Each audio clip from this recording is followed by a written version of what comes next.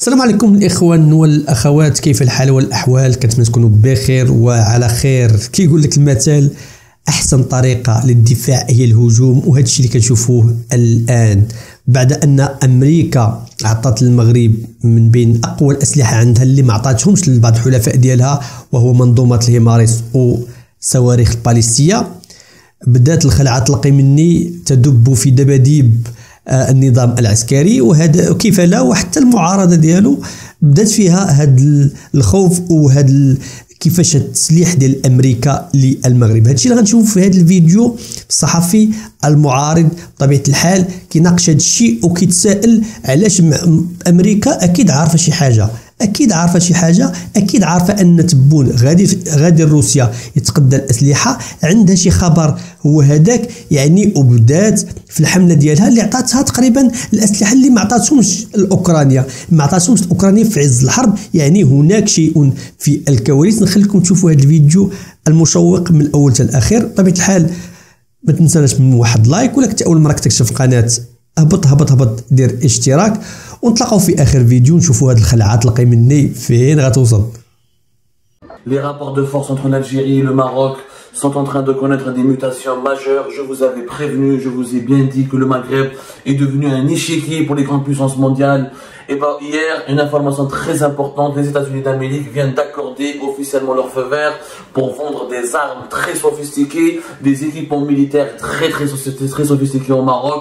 Ce sont pratiquement les mêmes armes, les mêmes systèmes militaires qui ont été utilisés dans la guerre en Ukraine et qui ont permis à l'Ukraine de repousser l'offensive militaire russe et de protéger Kiev et de libérer de grandes proportions du territoire ukrainien, des armes de grande qualité, des armes qui coûtent très cher. Le Maroc va se doter des armes américaines les plus sophistiquées, les plus redoutables, et ça intervient dans un moment.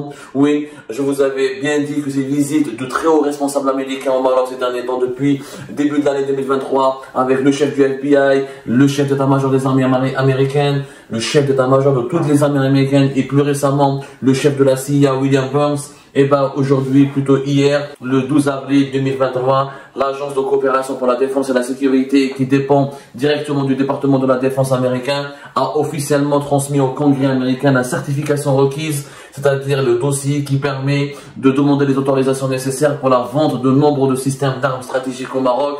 Et ça a été approuvé par le département d'État, qui est l'équivalent du ministère de la Défense dans des pays comme l'Algérie ou le Maroc. En clair, le ministère de la Défense des États-Unis d'Amérique, le ministère de la Défense, plutôt le ministère des Affaires étrangères des États-Unis, le ministère des Affaires étrangères des États-Unis d'Amérique, le ministère de la Défense des États-Unis d'Amérique, ainsi que le Congrès, c'est l'équivalent, si vous voulez, du Parlement américain, ont tous été d'accord pour livrer au Maroc des armes très redoutables. Il s'agit de 18 lanceurs de roquettes multiples HIMARS.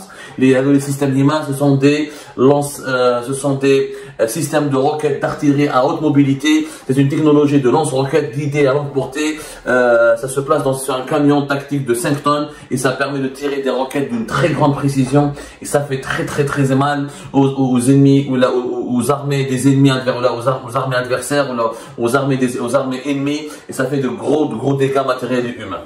Le Maroc va aussi bénéficier de la part des États-Unis d'Amérique de 40 missiles tactiques ATACMS, dans cette version la plus récente, dans une version qui s'appelle la M57, qui est la version la plus récente avec une portée allant jusqu'à 300 km. Il y aura aussi 36 missiles qu'on appelle les M31A2. Il y aura aussi des roquettes avec des charges de 90 kg à très grande précision qui peuvent parcourir jusqu'à plus de 70 km. Il y aura aussi des roquettes appelées les 36 M30A2, qui sont des roquettes de 90 kg avec des charges de fragmentation pouvant couvrir une surface de 1,5 km pratiquement, ou 1,25 km avec une portée qui peut atteindre ou dépasser les 70 km.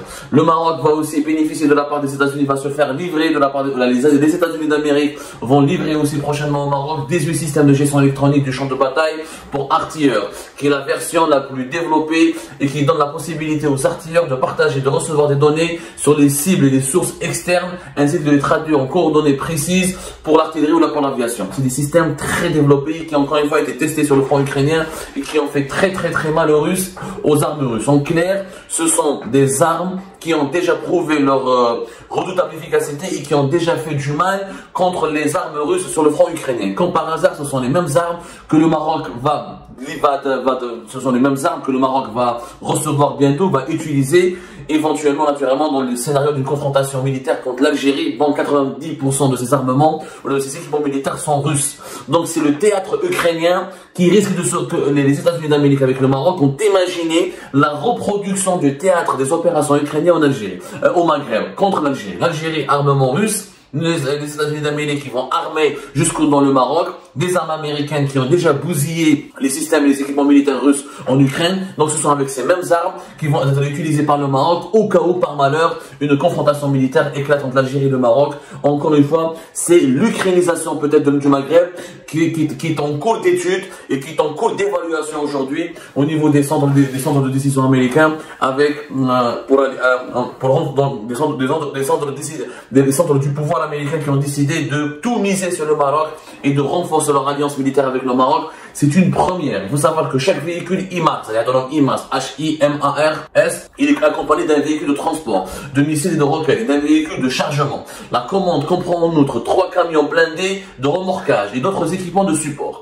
La partie basse de ce contrat, parce que oui, les Américains vont livrer au Maroc, mais ce ne sera pas gratuit, naturellement. Les Américains ne font pas ça pour les beaux yeux des Marocains. Ils soutiennent les Marocains. Déjà, le fait qu'ils acceptent de vendre ces armes stratégiques et de très haute technologie et de haute précision et qui sont redoutables et vraiment ravageurs, c'est déjà vraiment un pas, c'est déjà un soutien politique majeur parce que ce genre d'armes n'est pas vendu aux États-Unis d'Amérique sans l'autorisation du Congrès, du département d'État et du département de la défense américaine et du Pentagone.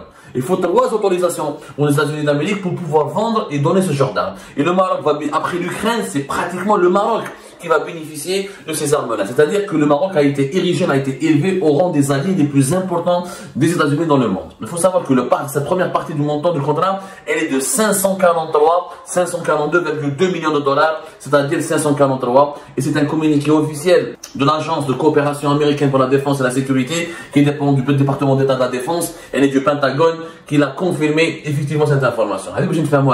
C'est une donnée majeure qui va provoquer des conséquences sans précédent sur les relations algéro-marocaines. La course aux armements entre l'Algérie et le Maroc n'a jamais été aussi intense, aussi aiguë, aussi tendue. Et le Maroc n'a jamais été aussi bien armé par ses alliés occidentaux contre l'Algérie. L'Algérie qui a la Russie, sauf que la Russie, moi j'aimerais bien, je suis algérien, donc je pose des questions à mes dirigeants. Vous allez acheter des armes à la Russie. Maintenant je suis dans la Russie, Bakhmout Hadik, un petit village garde 7 mois pour conquérir un village. Mon chef les armes russes, je suis désolé. Pour moi, la victoire militaire, pour moi, la défaite militaire russe sur le front ukrainien, elle est actée. On nous a promis que 4 semaines, il va dominer Kiev, il va prendre le territoire ukrainien. Avec les armes occidentales, l'armée russe, elle a reculé. Elle a abandonné Kherson, elle a abandonné des grands territoires. Les Russes sont en train de se défendre uniquement de ce qu'ils ont conquis en 2014. C'est pour vous dire que l'impact de l'armement occidental, il est très puissant. Cet Occident que nous avons sous-estimé, c'est lui qui détient encore les technologies les plus innovantes. Ce sont les armes occidentales qui sont les plus destructives, qui sont les plus redoutables, et elles ont prouvé leur efficacité sur le terrain des opérations en Ukraine. Il n'y a rien à voir.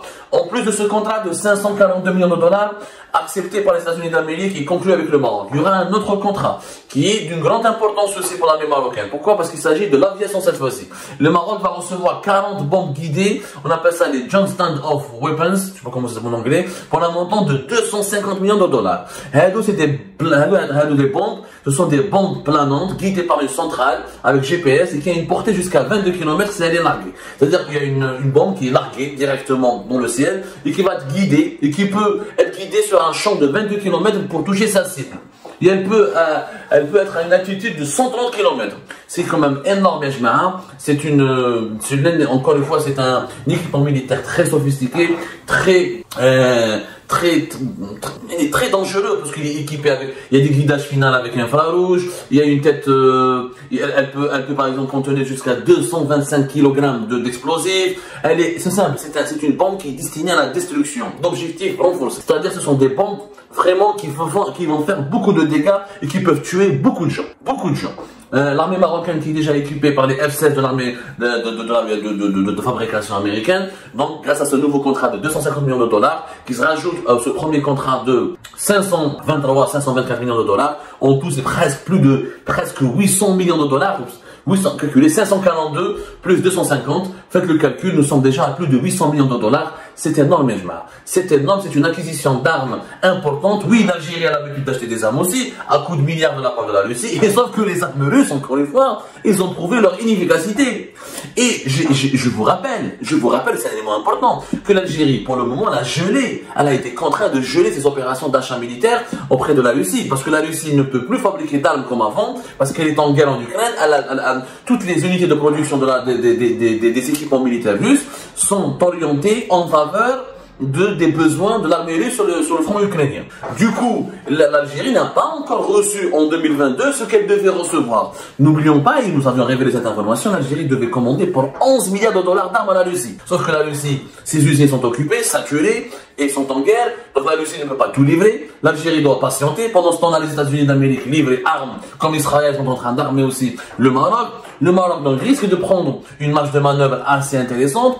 Il risque d'avoir une avance technologique importante sur l'Algérie. L'Algérie qui pour le moment n'a pas réussi encore à diversifier ses armements. Et les États-Unis d'Amérique qui au début en 2022 avaient une stratégie de séduction, de négociation avec le régime algérien, dès le début de l'année 2023, subhanallah, dès que Tebboune a confirmé qu'il veut aller à Moscou voir Poutine et qu'il veut rencontrer Poutine, et pendant cette visite, il ne s'agit pas d'une simple visite d'État, parce qu'il s'agit encore une fois, la Russie et l'Algérie devaient signer depuis d'ailleurs 2021 un nouveau partenariat stratégique, c'est un nouvel accord. Auparavant, il y avait une sorte de traité d'amitié entre l'Algérie et la Russie. Ce traité d'amitié qui a été fait en 2001, il devait être remplacé par un nouveau pacte d'alliance. On en a parlé sur Algérie Pacte, et ce pacte d'alliance comprend des échanges de coopération économique, notamment militaire, et un renforcement de la coopération militaire. Les États-Unis d'Amérique ont fait un énorme lobbying durant toute l'année 2022 pour bloquer la visite de Tebboune, pour bloquer la signature de ce nouveau partenariat stratégique avec la Russie, et pour bloquer les échanges économiques et pour encadrer ou limiter la portée des échanges économiques entre l'Algérie et la Russie. Mais,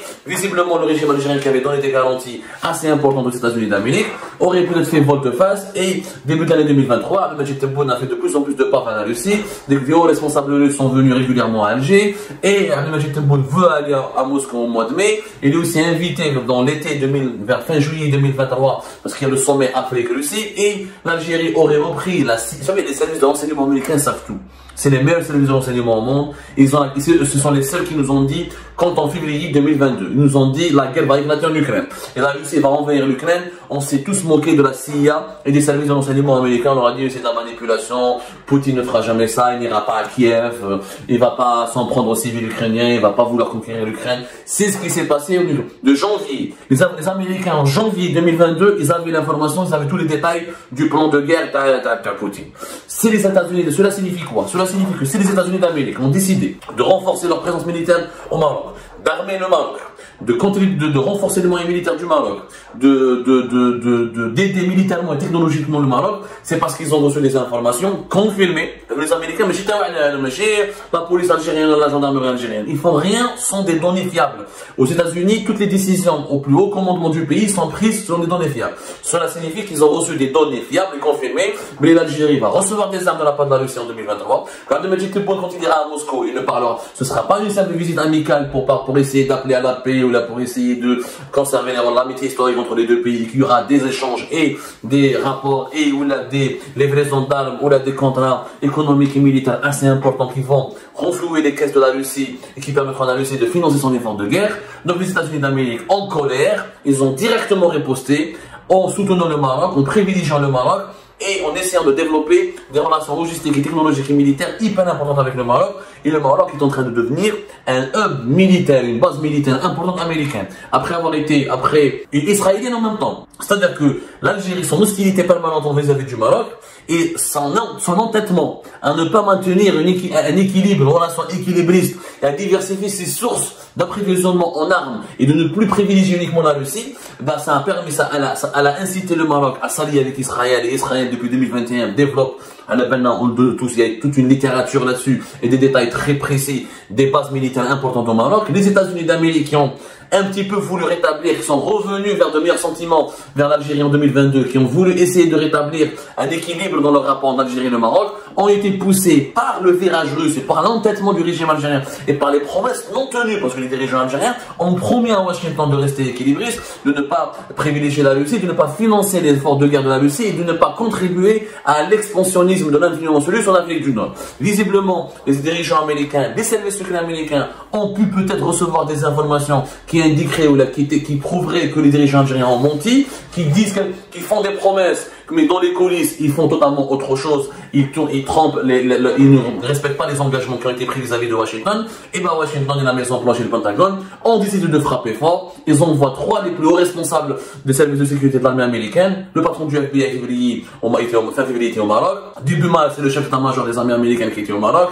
Le patron de la CIA qui était au Maroc récemment, en ce début du mois d'avril, et ça se termine par la validation de ces contrats d'armement d'une valeur de pratiquement plus de 800 millions de dollars avec des armes d'une grande précision et d'une efficacité redoutable et des armes de destruction massive finalement. C'est ça les véritables armes de destruction massive, ce qui va encore une fois aggraver les tensions d'Algérie et le Maroc, parce que maintenant l'Algérie va se sentir agressée, menacée, quand son voisin ennemi est en train de s'armer à ce rythme-là, avec une alliance avec Israël et les États-Unis d'Amérique, et bien l'Algérie là sera obligée de riposter, de se tourner vers la Chine et la Russie pour renforcer son armement, et ça crée, et cette course à l'armement, cette méfiance ponctuée par des déclarations hostiles entre les deux pays et par un état d'animosité permanent, et ben va plonger le Maghreb dans une atmosphère de pré-guerre.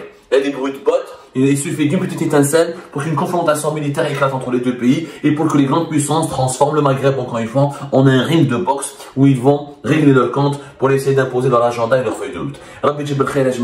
Que Dieu protège, que Dieu réserve la paix dans notre région, que Dieu protège le peuple algérien, que Dieu protège le peuple marocain. Il est temps que les sages des deux pays montent en puissance pour demander une véritable réconciliation, parce que nous ne voulons pas être les poupées ou les pions des grandes puissances. Ça va faire ça va provoquer le malheur de nos peuples et ça va plonger notre région dans un désastre dont on ne pourra peut-être plus jamais se remettre. كما شفتوا الاخوان يعني باين غير من الكلام كاين هناك واحد الذعر، واحد فعلا خوف من هذا الشيء، وهذا الشيء ماشي سهل الاخوان. راه اول دوله في افريقيا اللي عندها هذه المنظومه هذه، وهذوك الصواريخ الباليستيه فين ما كنتي غادي نجيبك، يعني فين ما كنتي المدى ديالها غادي يوصل يعني 300 كيلومتر 400 كيلومتر.